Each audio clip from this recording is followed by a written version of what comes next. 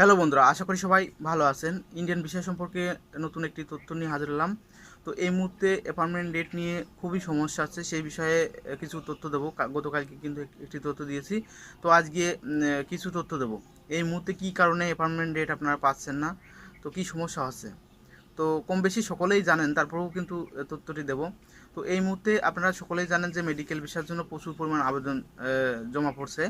তো আপনারা অনেকেই একটি সমস্যার ভিতর পড়তে পারেন, যেটি হচ্ছে আপনারা ফেক ডকুমেন্ট বা জাল ডকুমেন্ট দিয়ে এজেন্সির মাধ্যমে মেডিকেল ভিসার জন্য পাসপোর্ট জমা দিতে যাচ্ছেন। তো আপনি কিন্তু এই কাজটি করলে আপনার পাসপোর্টে কিন্তু ব্ল্যাকলিস্ট হয়ে যাবে। 5 বছরের জন্য আপনি ভিসা লাগাতে পারবেন না। তো এমনটা সমস্যা কিন্তু হয়েছে, গত কয়েকদিন আগে কিন্তু প্রচুর পরিমাণ ব্ল্যাকলিস্ট হয়েছে।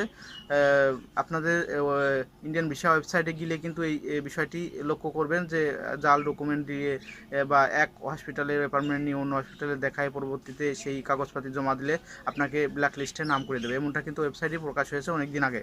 তো এখন নতুন করে ট্যুরিস্ট ভিসা বন্ধের কারণে অনেকেই কিন্তু আপনার এই কাজটি করছে, যা জাল ডকুমেন্ট দিয়ে এজেন্সির মাধ্যমে মেডিকেল ভিসা জমা দিচ্ছে।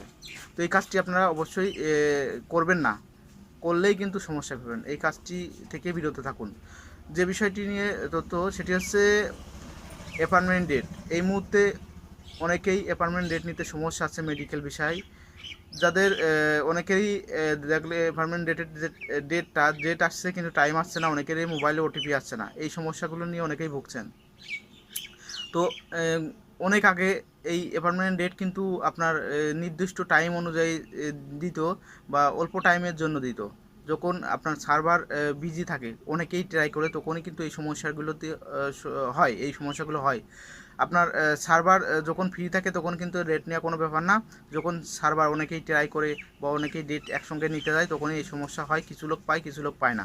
তো আপনারা অ্যাপয়েন্টমেন্ট ডেট নিতে হয়তো অ্যাপয়েন্টমেন্ট মাঝে মাঝেই ট্রাই করবেন। কখন হট করে মানে অ্যাপয়েন্টমেন্ট ডেট চলে আসে বলা যায় না, কারণ এই মুহূর্তে প্রচুর পরিমাণ মানুষ মেডিকেল ভিসার জন্য আবেদন করছে, অ্যাপয়েন্টমেন্ট ডেট নিতে যাচ্ছে, যার কারণে এই সমস্যাটি হচ্ছে। অবশ্যই আপনারা ঘন ঘন ট্রাই করবেন।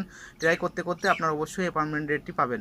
এমনটাই কিন্তু হয়েছে, আমার কয়েকজনের সাথে কথা হয়েছে, তারা প্রচুর পরিমাণে চেষ্টা করেছে।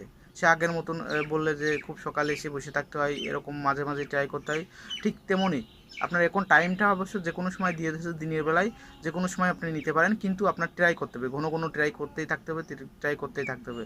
হঠাৎ করে আপনার অ্যাপয়েন্টমেন্ট ডেটটি এসে যাবে এবং টাইম স্লট সব কিছুই পাবেন। ডেট, টাইম, স্লট সব কিছুই পাবেন, অ্যাপয়েন্টমেন্ট ডেটটি পাবেন, কোনো সমস্যা হবে না। আর অ্যাপয়েন্টমেন্ট ডেট পেলে আপনারা সকলেই জানেন যে মেডিকেল বিষয়ে 1 দিন বা 2 দিনের মধ্যেই কিন্তু পাসপোর্ট জমা দেওয়া যায়, কোনো সমস্যা নেই। তো আপনারা এই মানে অ্যাপয়েন্টমেন্ট ডেট না পাওয়ার কারণে হতাশ হয়েন না, কোনো ট্রাই করতে থাকেন, অবশ্যই অ্যাপয়েন্টমেন্ট ডেট পাবেন।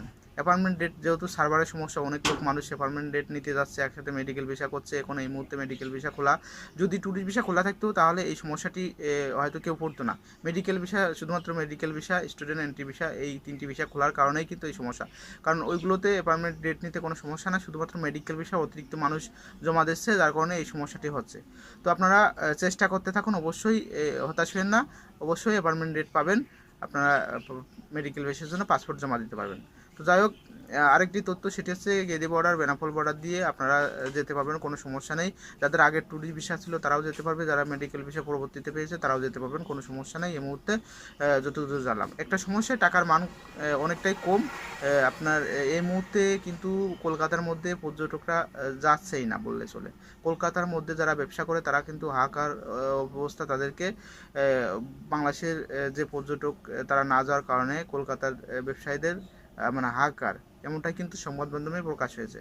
তো যাই হোক, ভিডিওটি যদি আপনাদের ভালো লাগে লাইক, কমেন্ট, শেয়ার করবেন এবং আমার চ্যানেলটি সাবস্ক্রাইব করবেন। আমি ইন্ডিয়ান ভিসা সম্পর্কে তথ্য সবার আগে দিয়ে থাকি।